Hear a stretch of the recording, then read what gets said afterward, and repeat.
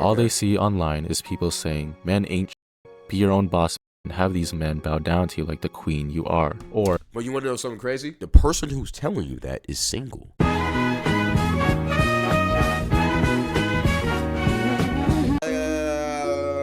is romance dead in the modern world? Why am I asking? Well, the other day I was talking with my mom over lunch and I asked her about how she and my dad met. Let me tell you, the story's straight out of a K-drama low-key. When I heard the story, it made me wonder where the romance has gone in the modern world. It seems like the most common occurrence in this day and age is hookups, toxic relationships, cheating, and overall just guys and girls going straight for each other's jugulars because they see the other party as the most heinous and vile human beings whose sole purpose is to ruin lives. And there's a truth to what's being said because, I mean, just look at the state of dating and relationships today. You could probably even... Hey, do y'all... chat, do y'all think y'all will ever get married? Or have romance? Because in all reality, we're not promised marriage, bro. I'm not finna lie. Some of y'all might end up lonely. Ask your parents for advice on how to get a partner, and when they give you their advice, you'll probably think that that wouldn't work today or that people would be weirded out if you tried it. And it makes me wonder how it came to this point. What was originally seen as a romantic gesture that would move hearts has now become cringe or doing too much. Like y'all, you probably wouldn't be alive today had your dad not pulled out that move on your mom. And I get it, times change and culture shifts. But I've gotta wonder, are we moving forwards or backwards? Let's talk about it. This video is very aesthetic, the type of information you consume on a regular basis heavily influences your perspective on this topic, which makes sense because your cognitive library of information and experiences shapes your worldview. Let's say you lived a simple life as a farmer in a small but closely knit community where everyone knew and looked out for each other. You spend your free time taking long walks, enjoying nature, and volunteering in community events. Your day-to-day experiences mainly consist of hard but fulfilling work, tranquility, and joy. With this type of lifestyle, you probably have a more positive and optimistic outlook on life. Now, on the other hand, let's say you, well, this isn't really theoretical anymore, but let's take your and most people's lives as an example. You're probably working a stressful job that you might not particularly enjoy but endure anyway because it gets the bills paid. Because it's so stressful and draining, you go to the internet to mentally escape and recharge. And it's on the internet where you get absolutely overloaded with all kinds of information. News, celebrity drama, content creators being exposed for... and people saying the most insulting and hateful things because it's the internet. Everyone's anonymous and therefore aren't held accountable for their actions. When this is the type of information you're constantly exposed to, would it be any surprise if you think the world is on fire and that there's no hope for humanity? The same logic can be applied to your perspective on dating. The type of relationship content that is most likely to be fed to your algorithm are the ones that are negative and hostile towards the opposite sex. And this makes sense because it's engaging and gets a reaction out of you, whether it be because you share the same experience or because it's rage bait. My ex cheated on me this, my partner is toxic and manipulative that. Men ain't shit. Women get the ick when a guy breathes. I have to train my boyfriend because he doesn't know how to treat a woman right. Women like to cause problems and make things difficult for the sake of it. It just keeps going on and on and on like an ultimate ping. We do just bicker with each other for no reason, bro. The thing I don't understand about the male and the dating, the all of that, whatever, is that like women always say niggas ain't shit, but niggas always say all women are whores. Okay, so how are we finna actually solve this equation? If we both just think we're both not shit, how we finna solve this equation, right? Even if we're both not shit, we both have to marry each other one day. So how about we better ourselves and then find somebody who's also bettering themselves and let's connect and meet at the same time. How about that? Like, come on.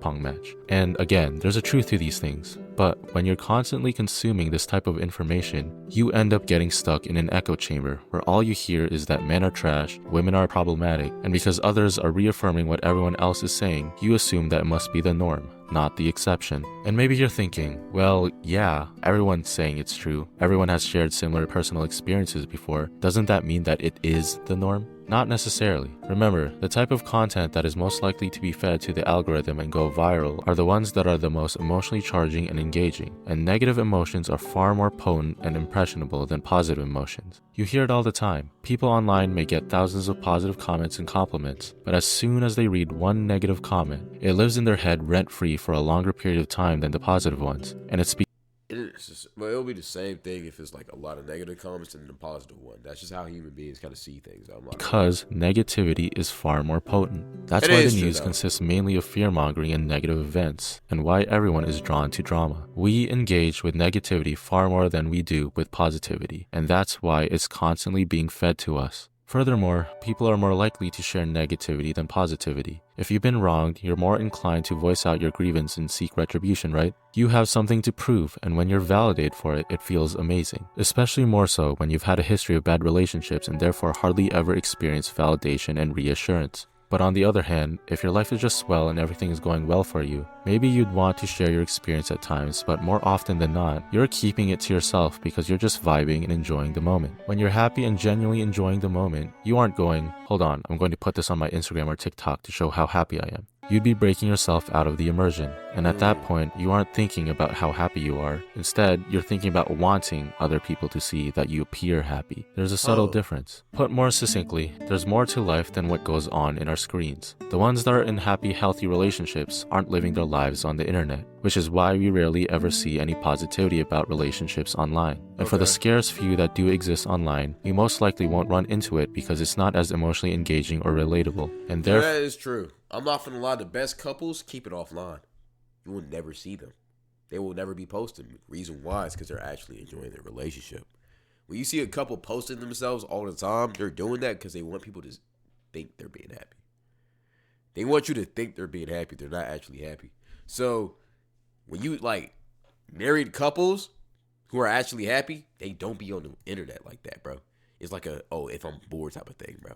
won't be fed to the algorithm. But overall, something to keep in mind is that happy and healthy relationships don't exist online. They exist in the real world.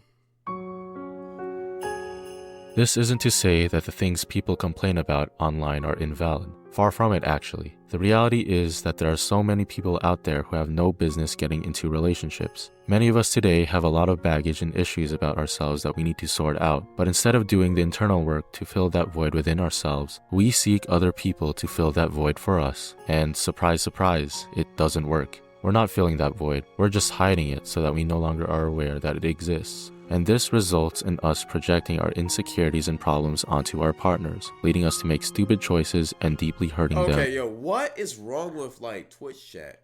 In the process. Or on the other hand, it leaves us susceptible to ignoring red flags and falling or settling for people that don't give us the love and respect we deserve. Either way, we end up a statistic in the cycle of trauma and toxicity. We're human, so of course we have our flaws and ignorant moments. The bitter reality is that sometimes we may need to go through these experiences to grow and learn from them. It only becomes an issue when we don't hold ourselves accountable for our actions and instead wallow in our own misery. If we want things to change, we simply have to do better. And on one hand, it's great that social media is providing people with a platform to raise awareness and call people out on their bullshit, because the only way to address a problem is if we're even aware of it in the first place. But I don't think people are getting that message. Instead, they take on a victim mentality and This video is kind of like depressing, low-key. Like, it's vibey, but it's kind of depressing, bro. Like, he's really breaking this down to like a very psychological look. Hit all their efforts into antagonizing others as opposed to working on themselves. That is what's dangerous about the negative relationship content online. People aren't mature enough to mentally process the information in a productive No, he's spitting facts, bro, but like, it's like depressing when you think about it like this deeply. and healthy manner. And because of this, that type of content polarizes people's opinions on the opposite sex and heavily influences the way they approach relationships. Imagine an impressionable and naive teenager who knows absolutely nothing about relationships. All they see online is people saying, "Men ain't shit. Be your own boss, bitch, and have these men bow down to you like the queen you are." Or, but you want to know something crazy? The person who's telling you that is single. Happy people aren't on the internet like that, bro. That's not saying you can't be happy on the internet, right?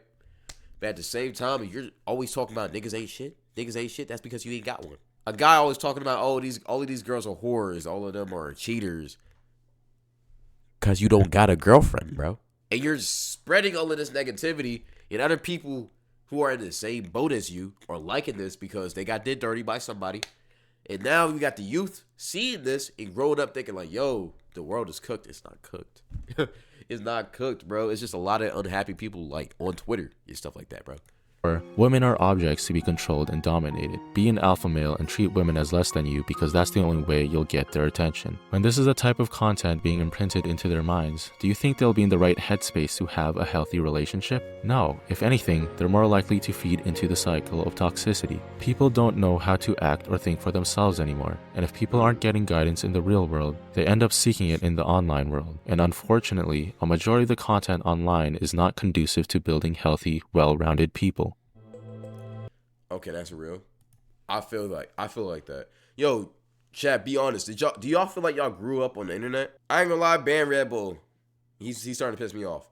Do y'all think like did y'all grow up on the internet? No? I'm not finna lie, I low-key kinda did.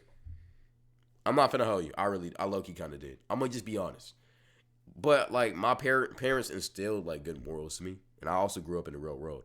But like a lot of the lessons I've learned have been from people on the internet, right?